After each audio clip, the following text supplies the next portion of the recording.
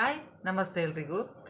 ಇವತ್ತೊಂದು ಪುಟ್ಟ ವಿಡಿಯೋ ನಿಮ್ಮ ಜೊತೆ ಶೇರ್ ಮಾಡ್ಕೊಳ್ತಾ ಇದ್ದೇನೆ. ಇದು ಗಂಡಸರಿಗೆ ಅಂತೇಳಿದರೆ ಗಂಡಂದಿರು ಇರ್ತಾರಲ್ಲ ಅವರಿಗೋಸ್ಕರ ಅಂತೇಳಿ ಒಂದು ಸಣ್ಣ ವಿಡಿಯೋ. ಅಂತೇಳಿದರೆ ನಿಮ್ಮ ಹೆಂಡತಿಯ ಅಥವಾ ನಿಮ್ಮ ಸಂಗಾತಿಯ ವಿಷಯವನ್ನು ನೀವು ಯಾರ ಬಳಿಗೂ ಸಹ ಹೇಳಬಾರ್ದು ಅನ್ನೋ ಕಾರಣಕ್ಕೆ ಒಂದು ಪುಟ್ಟ ವಿಡಿಯೋ ಫುಲ್ ನೋಡಿ, ಇಲ್ಲಿ ಸಹ ಸ್ಕಿಪ್ ಮಾಡಬೇಡಿ. ಯಾರಾದರೂ ಈ ತಪ್ಪು ಮಾಡ್ತಾ ಇದ್ದರೆ ಖಂಡಿತವಾಗ್ಲೂ ಮಾಡಲಿಕ್ಕೆ ಹೋಗಬೇಡಿ. ಅದರಿಂದ ಇಷ್ಟೆಲ್ಲ ಮನಸ್ತಾಪಗಳು ಬರ್ತದೆ ಅನ್ನೋ ಒಂದು ರೀಸನಿಗೆ ನಾನು ಹೇಳ್ತಾ ಇದ್ದೇನೆ. ಹಾಗೆಯೇ ಇದು ತುಂಬ ಜನರು ಇದನ್ನು ಮಾಡ್ತಾ ಇರ್ಬೋದು ಅಥವಾ ಮಾಡ್ದೇನೂ ಇರ್ಬೋದು. ಒಂದು ವೇಳೆ ನೀವು ಆ ಥರ ಏನಾದರೂ ನಿಮ್ಮ ಹೆಂಡತಿಯ ವಿಷಯ ಎಲ್ಲರಿಗೂ ಸಹ ನೀವೇನಾದರೂ ಮನೆಯಲ್ಲಿ ಆಗಿರುವಂಥ ವಿಷಯ ಕೆಲವೊಂದು ಇದೆಲ್ಲ ಇರ್ತದಲ್ಲ, ಅದನ್ನೆಲ್ಲ ನೀವೇನಾದರೂ ಹೇಳ್ತಾ ಇದ್ದರೆ ಈ ವಿಡಿಯೋ ನೋಡಿದ ಮೇಲೆ ನಿಮ್ಗೆ ಅನಿಸ್ಬೋದು ನಾನು ಮಾಡ್ತಾ ಇರೋದು ತಪ್ಪು ಅಂತೇಳಿ. ಹಾಗೆಯೇ ಯಾರಾದರೂ ಹೊಸಬರು ನನ್ನ ಚಾನಲ್ ನೋಡ್ತಾ ಇದ್ದರೆ ಪ್ಲೀಸ್ ಸಬ್ಸ್ಕ್ರೈಬ್ ಮಾಡ್ಕೊಂಡು ವಿಡಿಯೋ ನೋಡಿ, ಹಾಗೆ ಲೈಕ್ ಮಾಡಿ, ಶೇರ್ ಮಾಡಿ ಮತ್ತು ಕಮೆಂಟ್ ಮಾಡೋದನ್ನು ಮರಿಬೇಡಿ. ಈಗ ಗಂಡ ಹೆಂಡತಿ ಸಂಬಂಧ ಅಂತೇಳಿದರೆ ಒಂಥರ ಒಂದು ಸುಂದರವಾದಂಥ ಒಂದು ಸಂಬಂಧ. ಈ ಸಂಬಂಧ ಶಾಶ್ವತವಾಗಿ ಇರಬೇಕಂತೇಳಿದರೆ ಈ ಗಂಡ ಹೆಂಡತಿ ಉಂಟಲ್ಲ, ನಮ್ಮ ಅಂದರೆ ಅವರ ನಡುವೆ ಏನಾದರೂ ಒಂದು ಸಮಸ್ಯೆ ಇದ್ದರೆ ಅಥವಾ ಅವರ ಸಂಬಂಧದ ಬಗ್ಗೆ ಯಾರೊಂದಿಗೂ ಸಹ ಚರ್ಚೆ ಮಾಡಬಾರ್ದಂತೆ ನಾನು ಹೇಳ್ತೇನೆ. ಕೆಲವೊಂದು ಸೀಕ್ರೆಟನ್ನು ಗಂಡ ಹೆಂಡತಿ ಇಬ್ಬರೂ ಸಹ ಸೀಕ್ರೆಟ್ಗಳನ್ನು ಯಾರಿಗೂ ಶೇರ್ ಮಾಡ್ದೇ ಅವರವ್ರ ಒಳಗಡೆ ಇಟ್ಕೊಂಡ್ರೆ ತುಂಬ ಒಳ್ಳೆಯದು. ಅಂದರೆ ಇಬ್ಬರ ನಡುವೆ ಒಂದು ಮೂರನೇ ವ್ಯಕ್ತಿ ಬಂದರೆ ಉಂಟಲ್ಲ, ಆ ಸಂಸಾರ ಹಾಳೆ ಅಂತ ಹೇಳ್ತೇನೆ ನಾನು. ಅಂತೇಳಿದರೆ ಈಗ ಗಂಡ ಹೋಗಿ ಹೆಂಡತಿ ವಿಷಯನ ಅವ್ರ ಫ್ರೆಂಡ್ಸ್ ಹತ್ರನ ರಿಲೇಟಿವ್ಸ್ ಹತ್ರ ಹಾಗೆಲ್ಲ ಹೇಳುವಾಗ ಈ ಅವರು ನೋಡೋ ಒಂದು ನೋಟ ಉಂಟಲ್ಲ, ಅದು ಬೇರೆ ಥರ ಇರ್ತದೆ. ಹಾಗೆಯೇ ಹೆಂಡತಿ ಕೂಡ ಹಾಗೆಯೇ, ಗಂಡ ಅಂತೇಳಿ ಒಬ್ಬರೇ ಅಲ್ಲ, ಹೆಂಡತಿ ಕೂಡ ಈ ಗಂಡನ ಕೆಲವೊಂದು ಆರ್ಥಿಕ ಸಮಸ್ಯೆ ಇರ್ಬೋದು, ಏನೋ ಒಂದು ಸಮಸ್ಯೆ ಇದ್ದರೂ ಸಹ ಅದನ್ನು ಬೇರೆಯವ್ರ ಹತ್ರ ಹೇಳ್ಕೊಳ್ಳೋದು ತುಂಬ ತಪ್ಪಂತಲೇ ಹೇಳ್ತೇನೆ ನಾನು. ಇದರಿಂದ ನಿಮ್ಮ ಸಂಬಂಧ ಹಾಳಾಗುವಂಥ ಒಂದು ಸಾಧ್ಯತೆ ತುಂಬ ಇರ್ತದೆ. ಆದ್ದರಿಂದ ಪತಿ ತನ್ನ ಪತ್ನಿ ವಿಷಯ ಆಗಲಿ, ಪತ್ನಿ ತನ್ನ ಪತಿ ವಿಷಯ ಆಗಲಿ ಯಾರೊಂದಿಗೂ ಸಹ ಅದನ್ನು ಚರ್ಚೆ ಮಾಡಬಾರ್ದು. ಆದಷ್ಟು ಅದನ್ನು ಪ್ರೈವೇಟಾಗಿಯೇ ಇಟ್ಕೊಳ್ಳೋದು ತುಂಬ ಒಳ್ಳೆಯದು. ಯಾವುದಂತೇಳಿದರೆ ಈಗ ಮನಸ್ತಾಪ, ಜಗಳ ಪ್ರತಿಯೊಂದು ಮನೆಯಲ್ಲಿ ಈ ಮನಸ್ತಾಪ ಜಗಳ ಬಂದೇ ಬರ್ತದಲ್ವ. ಗಂಡ ಹೆಂಡತಿ ಅಂದಮೇಲೆ ಆ ಜಗಳ ಮನಸ್ತಾಪ ಇದ್ರೇ ಅಲ್ಲಿ ಪ್ರೀತಿ ಜಾಸ್ತಿ ಅಂತ ಹೇಳ್ತಾರೆ. ಅದರಲ್ಲೂ ಈ ಜಗಳ ಎಲ್ಲ ಸರ್ವೇ ಸಾಮಾನ್ಯ, ಎಲ್ಲರ ಮನೆಯಲ್ಲಿ ಸಹ ಇರ್ತದೆ. ಇದನ್ನು ಕೆಲವು ಜನರು ತಮ್ಮ ಈ ಕುಟುಂಬದ ವಿವಾದಗಳೆಲ್ಲ ಇರ್ತದಲ್ಲ, ಅದನ್ನು ಇನ್ನೊಬ್ಬರ ಮುಂದೆ ಹಂಚಿಕೊಳ್ತಾರೆ. ಇದು ಕೆಟ್ಟ ಅಭ್ಯಾಸ ಅಂತಲೇ ಹೇಳ್ಬೋದು. ಮತ್ತು ಈ ದಾಂಪತ್ಯ ಜೀವನದಲ್ಲಿ ಈ ಮನಸ್ತಾಪಗಳೆಲ್ಲ ಬಂದಾಗ ಕೆಲವರ ಹತ್ರ ಹೇಳ್ಕೊಂಡಾಗ ಅವರು ಗೇಲಿ ಮಾಡುವ ಸಾಧ್ಯತೆ ಸಹ ಇರ್ತದೆ. ಅಥವಾ ನಿಮ್ಮ ಜಗಳದ ಲಾಭವನ್ನು ತಗೊಂಡು ನಿಮ್ಮ ಸುಂದರವಾದಂಥ ಒಂದು ಸಂಬಂಧ ಇರ್ತಲ್ಲ, ಅದನ್ನು ಸಹ ಅವರು ಹಾಳು ಮಾಡಲಿಕ್ಕೆ ಪ್ರಯತ್ನ ಪಡ್ತಾರೆ.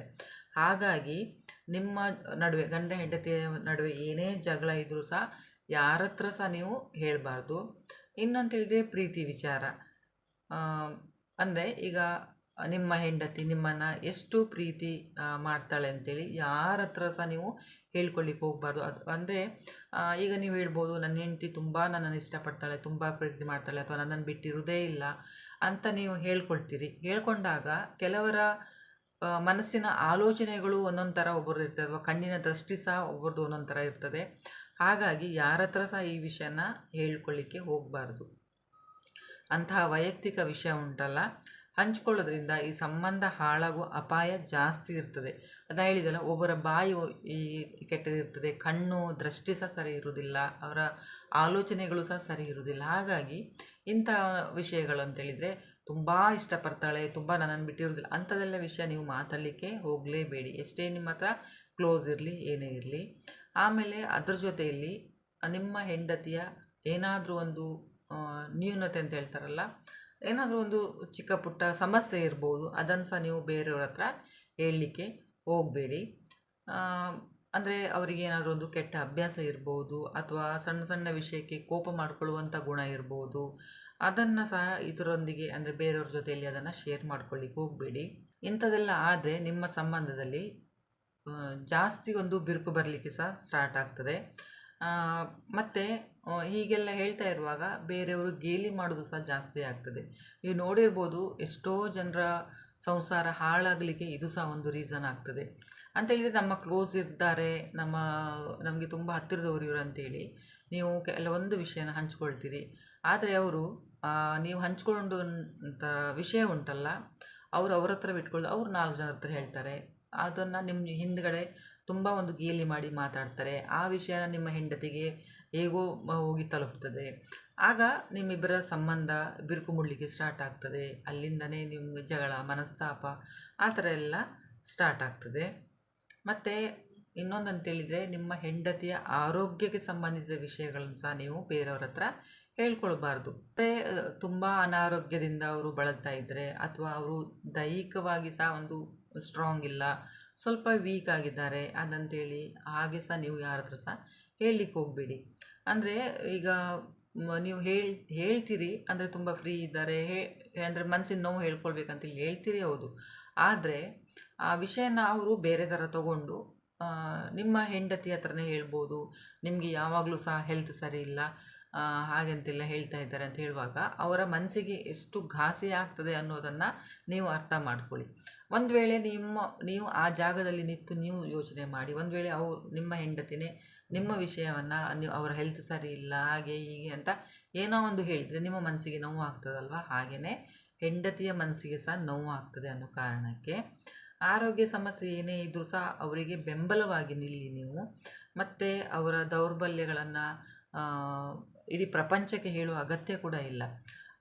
ಹೆಂಡತಿಗೆ ಯಾವಾಗಲೂ ಸಹ ಗಂಡನ ಒಂದು ಪ್ರೀತಿ, ಅವರ ಮಾತಾಡುವ ಒಂದು ರೀತಿ, ಅವರ ಧೈರ್ಯ, ವಾತ್ಸಲ್ಯ ಅದೆಲ್ಲ ತುಂಬ ಮುಖ್ಯವಾಗಿರ್ತದೆ ಹೆಲ್ತೆಲ್ಲ ಹಾಳಾದಾಗ. ಇನ್ನೊಂದಂತೇಳಿದರೆ, ಹೆಂಡತಿಯ ಹಳೆಯ ವಿಷಯಗಳನ್ನು ಸಹ ಮಾತಾಡಲಿಕ್ಕೆ ಹೋಗಬೇಡಿ.